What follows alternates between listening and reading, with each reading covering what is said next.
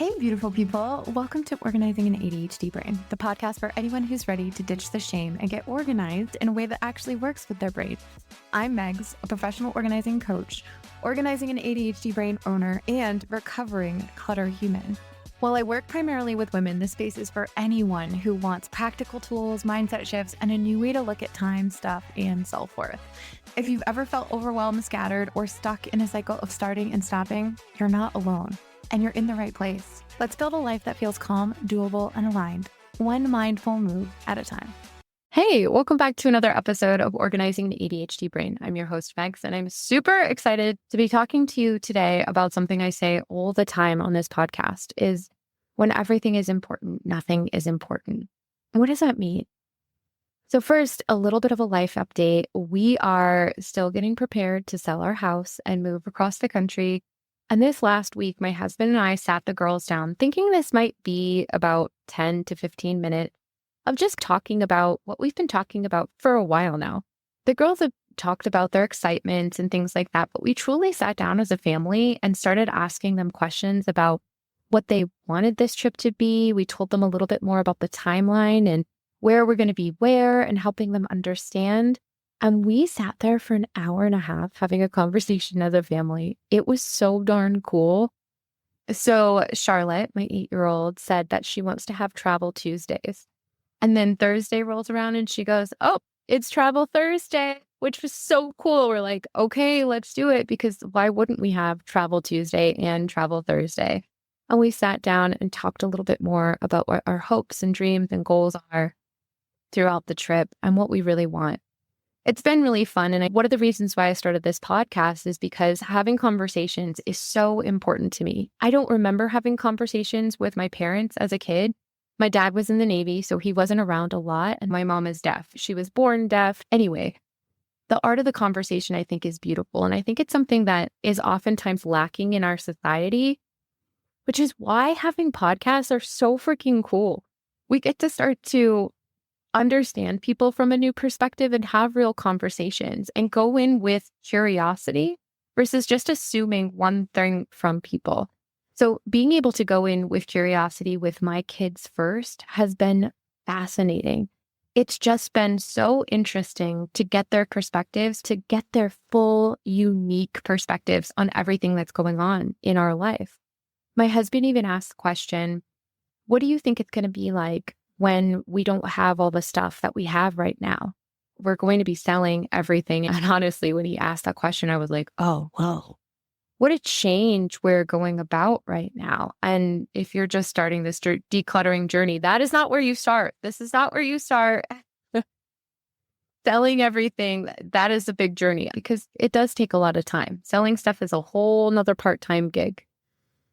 But having these conversations has been truly fascinating and has allowed me and my husband to have deeper conversations about it as well.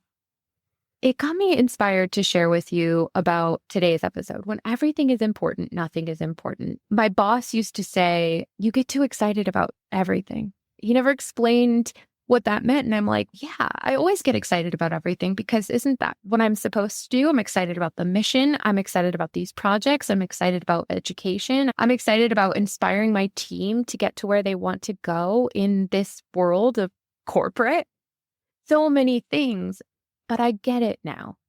I get it because as I left the corporate world and started my business, I wanted to start a podcast, and I also got certified to teach manifestation, and I also became a coach, but I was also doing in-person organizing. And there were so many things that I wanted to do, but without being able to fully focus and get really good at one thing, I didn't feel like I was actually thriving at anything.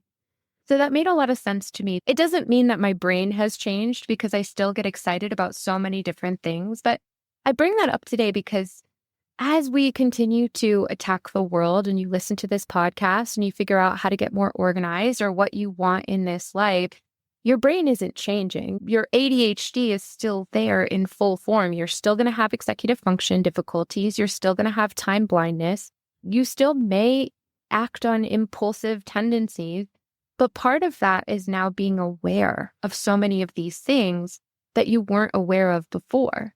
And that awareness allows you to start to question some of the things that you wouldn't have questioned before you just would have done because that's the way you've lived your life, your whole darn life. So as we approach this change coming up in our world, right? We have sold our house, we're under contract, so we're doing all kinds of different stuff. We did a bunch of painting, we did a bunch of like hole patching. We changed all the pictures in our house to not include our family, which was a little sad, but we're also selling a bunch of stuff. But then the girls are finishing school and they just turned 6 and 8. And then it's going to be my birthday. And then we had a joint birthday for them. And then we have sleepovers coming up, and then they have extracurricular things that they're doing. But then my husband is finishing his job and he's trying to find a new job right now. And of course, there's things that I want to be doing, and I'm building this business at the same time. In fact, like there's so many things I want to be doing that'd be very hard to not try to do them all at once. So right now, the things that are truly pulling my attention is like getting my community moved over to Circle.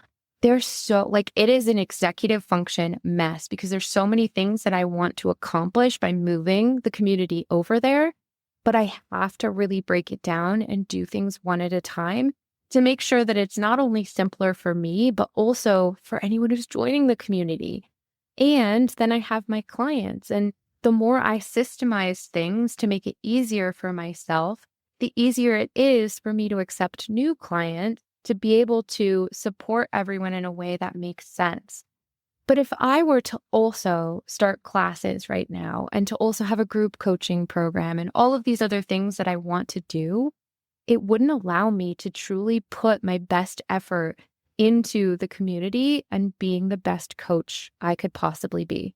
So while I'm excited about all of these other things, I have to bring myself back to reality and say, while those things are still possible, I've got to be able to focus on the things that I want to do right now. Like I've got to be able to bring it back in, even if they're not done, right? Like I've got to be able to bring it to a sense of completion where I feel like I've got control over what's going on and I feel like I'm really good at all of these things before I start to build upon it, especially before I can start to hire more people. But in the sense of like when we're thinking as a mom or as a parent in general, we often take on so many different things and so many different roles because we feel like we have to. And if we don't, then we're not going to look good to Susie Homemaker down the street or to this badass woman who's working this amazing job and also manages to have the perfect lunches for her kids every single day.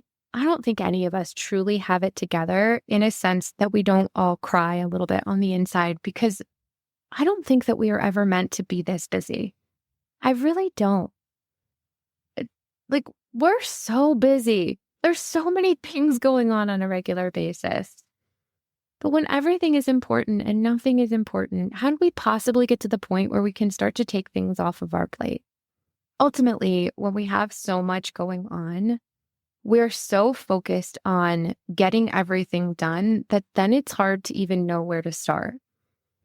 And we go into fight or flight mode. So oftentimes our nervous system plays a huge role in the way that we react to things, especially when we have so much going on. And oftentimes we prefer chaos because we operate in a state of like calm and ease when there's chaos around us because we know that there's always going to be something to do next. When it comes to our stuff, our clutter, we have clutter by the door and we've got clutter in the kitchen and clutter on the kitchen table and in the living room and in our kids' room and then in our room and then in our closets and then in our front hall closet and then in our office. How do we possibly know where to start?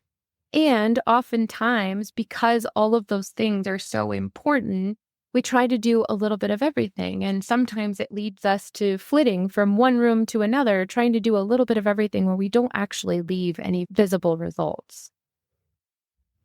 And part of it just prevents us from starting in general, because if I have to do my office and then in my laundry room and then in my room, do you guys ever ask yourselves, what's the point of even starting when this is going to take so much longer than I want it to take?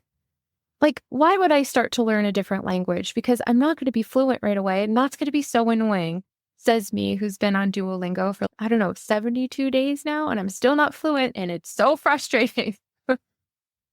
Even eating healthier. I know I want to eat healthier, but what does that even mean? I don't know what it means, and I don't know how to cook healthy. Why would I even bother starting now? There's too much work that goes into it. It's going to be too much of a change. And knowing me, I'm probably just going to fail.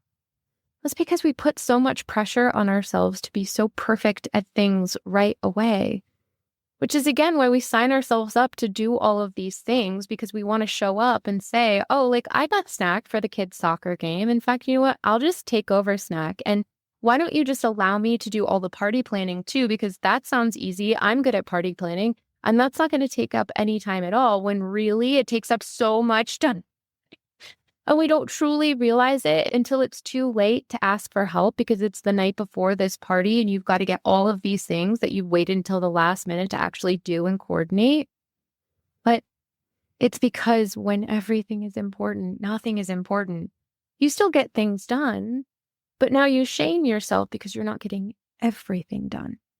Right? And then your to-do list continues to get longer. You continue to put yourself on the back burner, because who has time to take care of themselves when they're also trying to plan for everyone else? And especially when you're a mom and you're basically the business owner or the coordinator of everything that's going on in the house, at some point, the schedule will get a little bit lighter, and then I'll take a break. Then I'll take care of myself.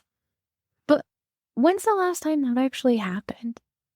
In reality, when's the last time your schedule got so clear that you actually had time to do something that you wanted to do? Because I bet most of you don't even know what the heck you would want to do if you had just even a little bit of time in your schedule to actually sit down. So coming back to organizing, if you're not used to being an organized person, if you never learned how to be an organized person, or even if you used to be, maybe you had more help previously and now you're in a position where you have no help whatsoever, you have to do it on your own, you're now having to try to fit it in or catch up in between doing all of these other things. And your schedule is not going to stop just so that you can start to be more organized. And so that's where we have to figure out, how do we make room in our lives where we understand truly what we're capable of in these moments and what can get put off for the future. Because like I said earlier, I want to plan classes. I really want to do group coaching. I'm so excited about doing it, but I want it to be really good. If I want something next week, it would be fine, but it wouldn't be really good. It wouldn't be exactly what I want it to be. And I'm not saying make it perfect, but I am saying that's not my priority right now. My priority is my kids and my husband and my business and my clients and my community. And adding that in would take away from all of these other things that I'm doing. And I'm not ready. I don't have the capacity to do it right now. So why don't we do that when it comes to our personal schedules too? Because our personal schedules keep getting fuller and fuller, and we keep saying yes and yes. I saw this idea the other day that said, what if we had a to not do list? Okay. And then if someone says, would you like to do this? You could refer to your to not do list. So you could say, no, that's actually something that is not on my to-do list. It is on my to not do list.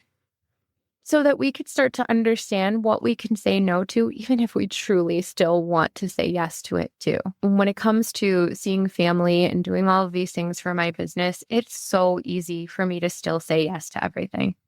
It's because I know a little bit more about my brain, that I understand that if I say yes to everything, I am not going to have the ability to do everything, and I'm going to let myself go first. So a lot of it comes down to the dopamine too. Like, we genuinely want to be around a lot of people. And I'm an introverted extrovert. I love to be around people, but I also love my rest. But I forget that I need rest. I actually forget that I need time away from people and to have some solid downtime before I'm recharged enough to go out and have fun again. There used to be times that I would plan something on Friday, on Saturday, and Sunday. And after enjoying Friday so much, Saturday comes around and I'm like, I don't even want to do this. And then we're doing something again the next day. It's exhausting. We forget how much we truly need to recharge our batteries. Having kids has really helped me understand and see their need for rest, and understand that they need a break during the day, to understand that, oh, maybe this relates to me too.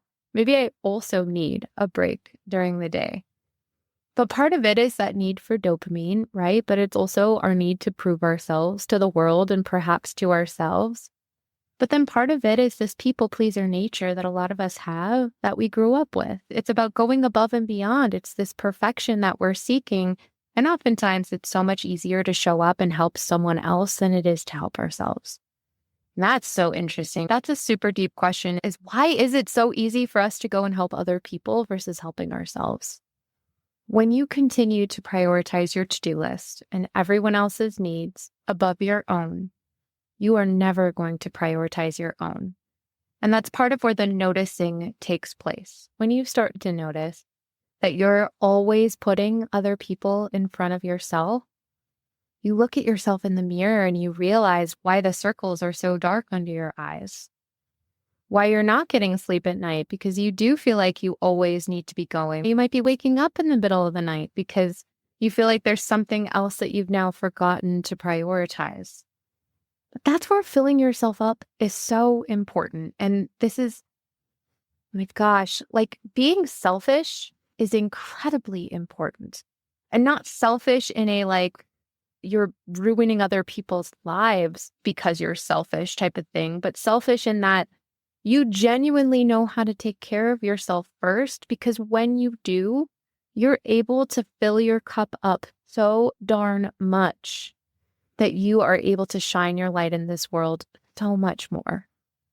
When you are selfish about getting up early and prioritizing your day, making sure that you drink a cup of coffee, making sure that you're planning your day, making sure that you get a couple of deep breaths before other people wake up in the morning, call it selfish, call it whatever you want.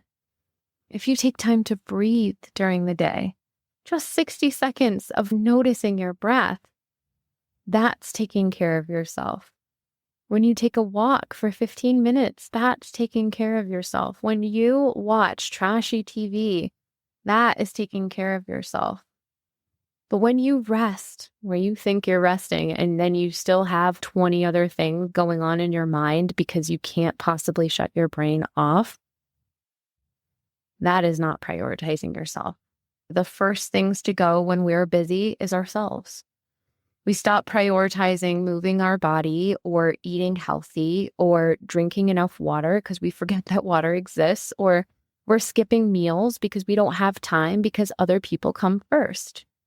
But the truth is that when you stop being selfish, oh my gosh, why is it such a negative word? But like when you focus on taking care of yourself, you literally are just prolonging the life you get to shine your light on here in this world. The amount of light you have to give to your kids because you're literally hydrating your body with the appropriate amount of water on a regular basis. This is me being really real for myself right now because I have not been prioritizing water and I need to. I live in Colorado. It comes back to when they tell you on the airplane to put on your own mask before you put on your kids. It just means that you're ensuring that you get to live while you help your kids live too. It's important that you stay alive so that you can ensure your kids stay alive. You know that when you're getting air into your lungs, you will absolutely make sure that your kids get those air masks on. But if you put theirs on first and you forget about yourself, you might pass out and they're not going to be able to help you. They don't have the capacity to do it. That's why we need to learn how to regulate ourselves and show our kids what it's like to take care of ourselves so that they can learn how to do it too. Because being mamas and daddas out in this world is freaking hard. It is a lot of work. I think almost every person I've talked to that's become a client or is in the community has talked to me about how they just need time. They just need someone to come over for an entire week to revamp their entire house and then everything will be fine. Or they just need to come up with this perfect schedule and then everything will be fine because things will start to fall into motion. But that's not the way that life works. No matter how much you think that your life is going to slow down or your to-do list is going to get shorter or one day you'll be able to breathe, that's just not the case. Life continues to happen. There's always ridiculous wrenches getting thrown into your plans. But when you're trying to do everything, you're never going to have time for yourself if you don't have yourself in that everything mix. This continues to show up for me lately, and It happens often. My brain has not changed just because I talk about this and I know how to be organized. It's just that I'm now aware of it. And so this morning, I knew I wanted to go to yoga, but as the time kept creeping closer and closer, I wanted to go less and less. I was like, I don't want to do it. I don't want to prioritize myself. I know moving my body is important. I'll do it some other time. I was coming up with all of these excuses not to go. And I went and I felt really good about it. But oftentimes when I'm so busy and I'm so frustrated about everything that I have to do, I oftentimes sacrifice myself the most. And I forget about taking care of myself and I forget about drinking that water. So Megan, this is great. Like, thanks for telling me I do too much. I already get it. But how do I possibly slow things down? Part of it, and we've talked about this in previous episodes about just understanding that you don't actually have to rush through everything that you're doing. What does it look like to slow down? Bringing awareness to it. Even just driving to the next game, you don't have to speed. If you want the speed limit, it might make a difference of 1 or 2 minutes, but let's be honest, it actually doesn't make a difference at all with all the lights. So what does it look like to slow down a little bit? Even just in the day-to-day. Or what if instead of having 20 things on your to-do list, you planned 3 that you got done that day? 3 bigger things that you actually accomplished. And then you could say, oh, wow, I'm a champion. What if you sat down in the beginning of the week and you said, what are 4 things that I would really like to get done by the end of the week? What would I feel really good about doing? And then you focus on those 4 things. Or even just coming back and saying, what's one thing I could do today that would make me feel like 10 years from now, Megs is so proud of me for getting that done. Because we don't have yesterday, we don't have tomorrow. We literally only have the day that we're in. And we're so good at procrastinating. We could totally put it off until tomorrow, right? Or we could also beat ourselves up for not doing it yesterday. So why not do it today? But you can't do everything today. I'm curious, if you were to look at your to-do list right now, whether you have it written down or if it's all floating up in your head, I would recommend writing it all down. What would you see as the most important thing on that list? Is it your kids? Is it kids' activities, sports games? Is it meals? Is it to-do list projects around the house? Is it art projects? Is it scheduling things? Is it doing taxes? What kinds of themes are coming up for you? I'm curious if you could start to take notice of that, because when I decided to really take control of my to-do list and what I was getting done on a regular basis, my common themes were myself, even though I didn't want to. This was something that I put on the list because ultimately I wanted to see that I had something for myself down each day. And it could even be reading a book for 15 minutes. I found free audiobooks on Spotify the other day and I started listening to one and it had me captivated within the first 5 minutes. I was like, oh, this is great. Then it's my family and different things like spending time together on travel Tuesdays or travel Thursdays, or maybe we're just outside. Maybe we love going to the movies lately. That's been really fun. Minecraft was hilarious. Or even just doing gardening outside. My girls love helping with gardening, even if their friends distract them and then they decide to go play with them instead. That's fine. Totally cool. What matters for the home? Things like meals, things like regular cleaning stuff, or decluttering. I mean, getting things in their place, putting things away, getting things back to a place where we don't feel so overwhelmed by all the stuff in our home all the time. And then my last priority for myself is my business. And so I like to, as I plan my week and my day, I try to plan my day each day, and I'm not always successful at it. It's just continuity. I come back to it. Whenever I don't do it for a couple of days, I come back to it, and that makes it easier to accomplish. But for my business, then I say, okay, these are the things I'm going to get done today for my business. On my to-do list, I have 6 things that I accomplish each day. I do have a download on my website. If you go to organizinganadhdbrain.com and then click on store, you can see I have a to-do list download there. It has priorities at the top, then the date, and then you fill in the time slots to see if your to-do list is actually achievable, because we're time blind and it's very easy to say we're going to do all of these things, but then we see that time is not actually going to be on our side when we try to accomplish these things. It's something that I created for myself and I put out there because it's a really good foundation. I wanted to keep it as simple as possible to make it feel like it was something that you could accomplish. So go check it out. Otherwise, I did a couple episodes last year on planning your day and I super structured it out. The episodes is called Less Busy, More Bliss, Prioritize Your Schedule with ADHD. So there's part 1 and part 2. There's also one I did earlier this year called ADHD and Prioritizing, Taming the Overwhelm When Everything Feels Important. And so honestly, this episode is likely very similar to things that I talked about in there, but it's about repetition.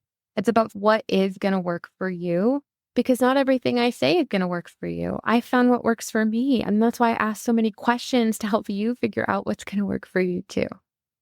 So this week, I have a challenge for you. If you write everything down and start to see the common themes, amazing. But if you don't get around to it because you're in constant fight or flight mode right now, and just listening to this podcast is amazing because you found time to listen to this amongst the other insane life things that you're doing.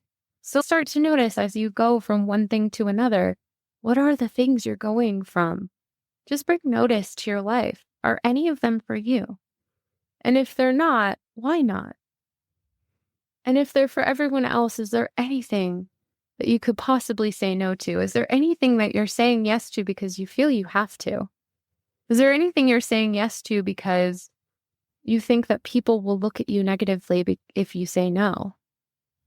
And if so, I'll think you're pretty darn awesome if you say no to something that's going to allow you to have a little bit of space and time for you to think clearly, for you to not feel like you're in constant go mode all the darn time. And honestly, for you to feel like you have a little bit of control over this to-do list, because sometimes we've got so much on our to-do list that we go into complete freeze mode. And we're just like, nope, not doing any of that. I know I could do some of it, but nope. And it's our body's reaction to it. And we're just like, not doing any of it.